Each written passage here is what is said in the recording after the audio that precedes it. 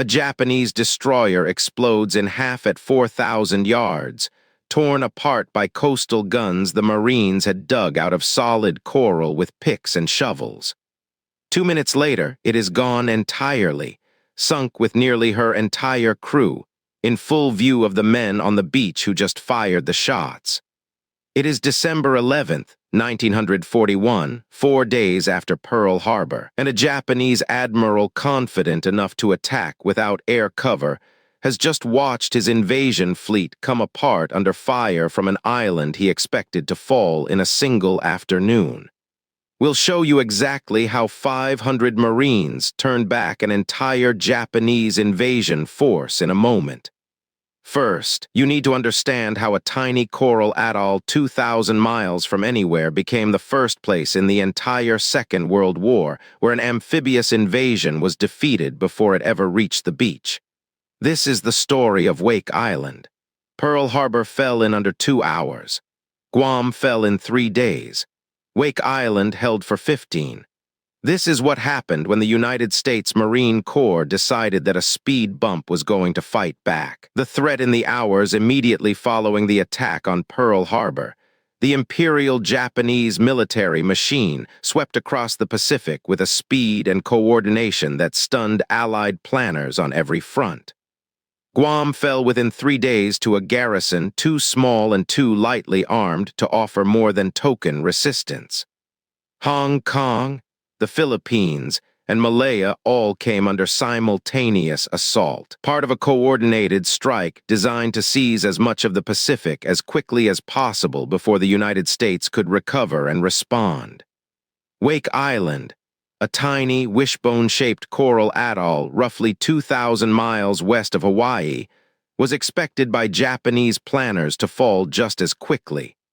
It was, after all, barely a military target in any conventional sense, an unfinished naval and air outpost, still under construction, defended by a garrison so small that American strategists themselves had calculated it needed nearly 2,000 more troops than it actually had to be properly defended. The atoll's entire military strength on the morning of December 8, 1941, consisted of 449 United States Marines, a handful of Navy personnel, a 5-man Army radio detachment, and 12 F-4F Wildcat fighters belonging to Marine Fighting Squadron 211, an air base that was, in the words of the men stationed there, usable but nowhere close to complete. There were no aircraft revetments to protect the Wildcats from bombing. The island's radar set, critically, was still sitting in a warehouse back at Pearl Harbor, meaning Wake's defenders had no early warning system of any kind against incoming Japanese aircraft.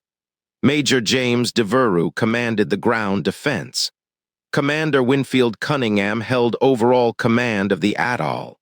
Neither man had any illusions about the scale of the fight they were about to face. What neither man fully anticipated was exactly how much damage his undermanned, under-equipped garrison was about to inflict before the fight was finally over. Wake's strategic value, ironically, was precisely what made it such an obvious Japanese target in the first place. American naval planners had spent years developing the atoll specifically because of its position roughly 600 miles north of Japanese-held territory in the Marshall Islands, envisioning it as a forward outpost that could support American air and naval operations deep into contested Pacific waters. That same proximity, which made Wake valuable to American strategists, also placed it well within easy striking range of Japanese land-based bombers from the very first hours of the war, a vulnerability the garrison's construction crews had not yet finished addressing when the fighting began. More than 1,100 civilian contractors, employed by the Civilian Pacific Naval Air Bases program to complete the unfinished facilities, found themselves suddenly transformed from construction workers into combat support personnel, many of them volunteering for duties that went far beyond anything their original contracts had ever anticipated.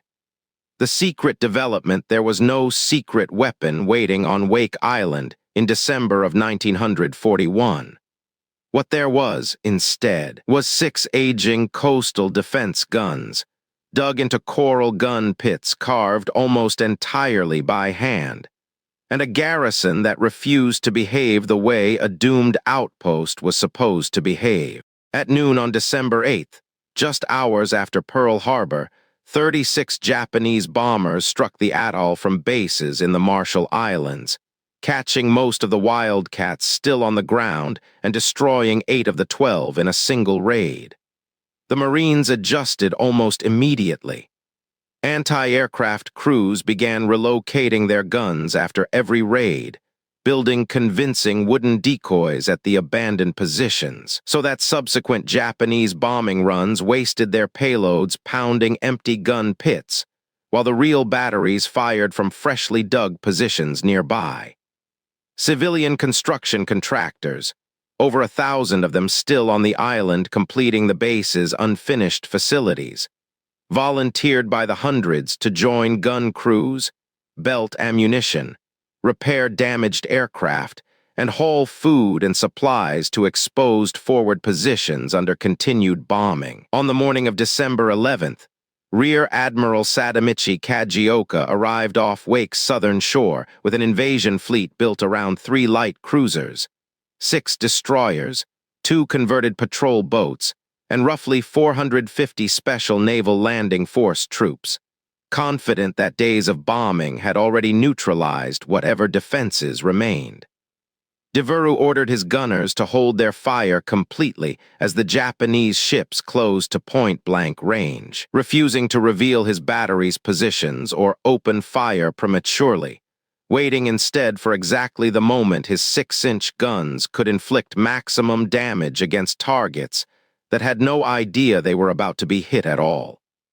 The discipline that decision required cannot be overstated. Marines crouched in their gun pits watched an entire enemy invasion fleet steam directly toward them, well within range of weapons that could have opened fire at any moment, and held their silence anyway, trusting their commander's judgment that a longer wait would produce a far more devastating result than an early, scattered barrage. For men who had already endured 3 days of continuous Japanese bombing, with friends killed and aircraft destroyed, and no reinforcement of any kind on the horizon, the psychological discipline required to watch an approaching enemy fleet without firing a single shot represents its own quiet form of courage, rarely mentioned in accounts that focus primarily on the dramatic exchange of fire that followed. Technical supremacy: there is no chapter in this story about superior American firepower in any conventional sense, because Wake's entire coastal artillery consisted of 6 aging 5-inch guns, salvaged from decommissioned battleships decades earlier, and mounted in positions the Marines themselves had carved out of solid coral rock using picks and shovels. What decided the battle on December 11th was not the size of the guns. It was the discipline of the men firing them, and the devastating accuracy that discipline produced. As the Japanese fleet closed within range, Batteria opened fire and repeatedly struck Kajioka's own flagship, the light cruiser Yubari, forcing the admiral's own command vessel to withdraw from the bombardment entirely. Battery L, positioned on Peel Islet under the command of a battery commander who ordered his crews to hold their fire until the range had closed to just 4,000 yards, then unleashed a devastatingly accurate barrage on the destroyer Hayate, scoring direct hits on her forward magazines. The explosion that followed tore the destroyer apart, breaking her back and sending her to the bottom of the Pacific in barely 2 minutes, in full view of the cheering Marines on shore, becoming the first Japanese surface warship sunk in the entire Pacific War. A battery commander reportedly had to shout at his own crew to stop celebrating and get back on the guns, because the fight, despite the extraordinary opening moment, was far from finished. As Kajioka's fleet began withdrawing under continued fire, The four surviving Wildcats of VMF 211 launched an attack of their own, diving on the retreating Japanese ships. One Wildcat pilot scored a direct hit on the destroyer Kisaragi, striking her stern where her depth charges were stored, triggering a secondary explosion that sank her with nearly all hands. By the time Kajioka's shattered invasion force limped back toward its base in the Marshall Islands, 2 Japanese destroyers were sunk, several other ships badly damaged, and roughly 700 Japanese sailors and soldiers were dead, inflicted entirely by shore-based guns, and 4 remaining fighter planes belonging to a garrison the Imperial Japanese Navy had expected to brush aside in a single afternoon.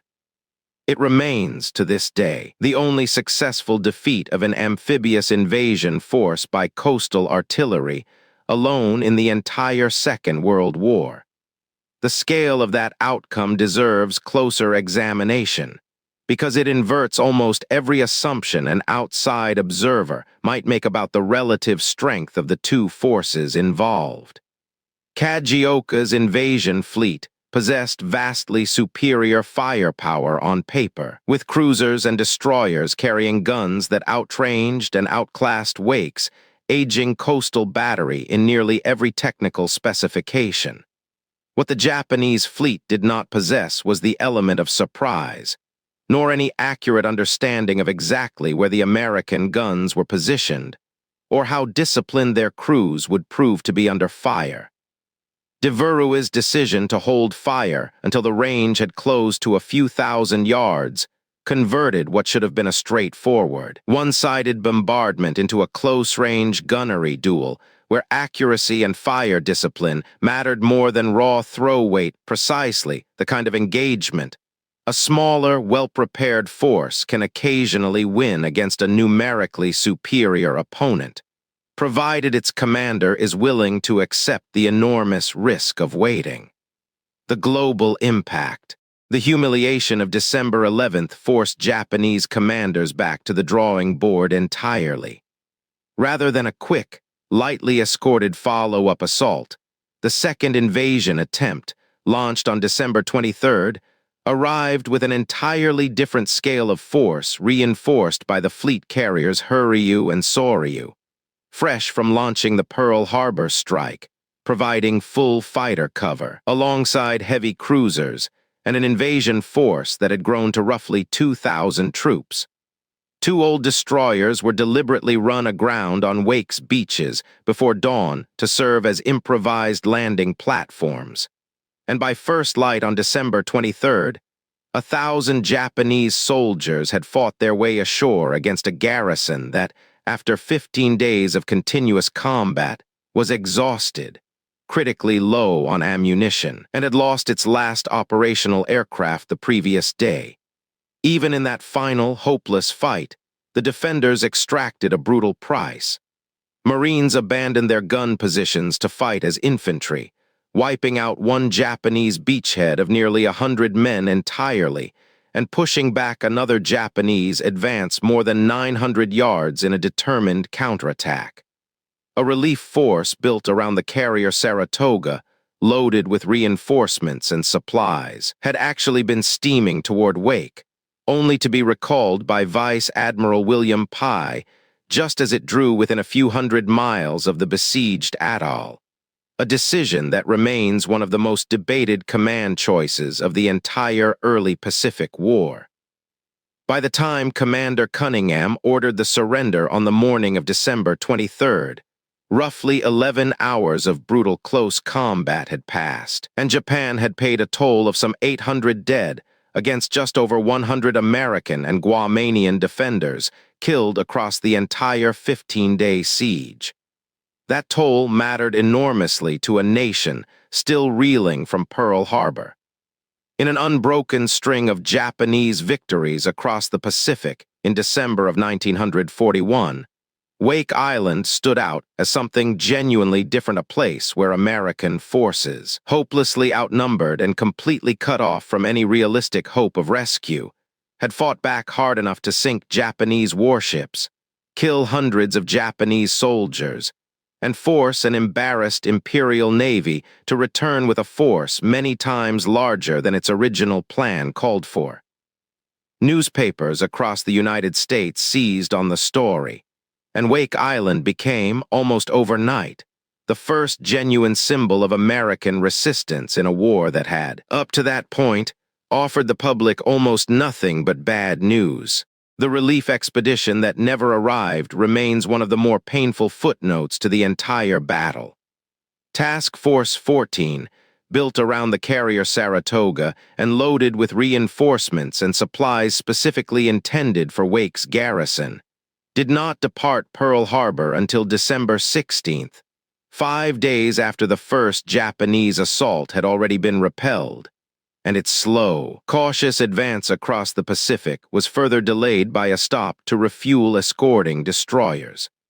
By December 22nd, with Task Force 14 still several hundred miles from the atoll, Vice Admiral Pai, weighing intelligence suggesting Japanese carriers might be lurking nearby and mindful of how badly the fleet's anti-aircraft capabilities had been exposed just 2 weeks earlier at Pearl Harbor, made the fateful decision to recall the relief force entirely rather than risk America's remaining carriers in an engagement he judged too dangerous to gamble on. The decision remains, more than 80 years later, one of the most debated command choices of the entire early Pacific War. And for the exhausted Marines on Wake Island who had no way of knowing help had come within a few hundred miles before turning back, it meant facing the overwhelming second Japanese assault entirely alone. Conclusion: the surviving defenders of Wake Island, roughly 1,600 Marines, sailors, soldiers, and civilian contractors, spent the rest of the war as prisoners of the Japanese, many of them subjected to years of brutal treatment, forced labor, and starvation that killed a significant number of them before the war finally ended. 98 civilian workers were kept behind on the island itself as forced labor, and were executed by the Japanese garrison commander in October of 1943, one of the darker postscripts to a battle that had begun as a genuine, if temporary, American military triumph. The captivity that followed for the surviving defenders stretched on for the remainder of the war, and the conditions many of them endured stand in stark, painful contrast to the brief, brilliant moment of resistance that made them famous back home. Prisoners were shipped to camps across China and Japan, where forced labor, malnutrition, and brutal discipline claimed additional lives among men who had already survived 15 days of continuous combat against overwhelming odds. 3 privates from the original Wake Island detachment, photographed together before shipping out from Hawaii in 1941, survived the entire ordeal, the battle itself, and the 3.5 years of captivity that followed a survival rate that underscores just how costly the years after the surrender proved to be for men whose initial defense of the atoll had already asked so much of them. Major James Devereux and the men who fought under him earned Wake Island a nickname that stuck for the rest of the war and long after it, the Alamo of the Pacific, a comparison that carries the same essential meaning in both directions. A small, doomed garrison, fighting without any realistic hope of relief, inflicted a cost on its attacker wildly disproportionate to its own size, and in doing so became something larger than the battle itself, a story that mattered as much for what it proved as for what it ultimately failed to save. Wake Island fell. It was always going to fall, against a force that eventually grew to include 2 fleet carriers and thousands of additional troops thrown at an island defended by roughly 500 men. But for 15 days in December of 1941, in the darkest month of the entire Pacific War, a garrison of Marines, sailors, and construction workers armed with coastal guns dug out of coral by hand proved that American forces could make an empire that seemed unstoppable pay, and pay dearly, for every single foot of ground it wanted to take. Wake Island's story found an unlikely second life almost immediately in American popular culture. Hollywood released Wake Island in 1942, one of the very first American combat films made about the war while the fighting was still actively underway, drawing directly on the atoll's 15-day defense to give a shocked home front its first cinematic portrait of American resistance in the Pacific. That the film arrived so quickly, while most of the garrison's survivors were still languishing in Japanese prison camps with years of captivity still ahead of them, speaks to exactly how urgently the American public needed a story like Wake Island's in the earliest, darkest months of the war. A genuine, verified account of American forces making a numerically superior enemy bleed. Told at a moment when victories of any kind were in desperately short supply.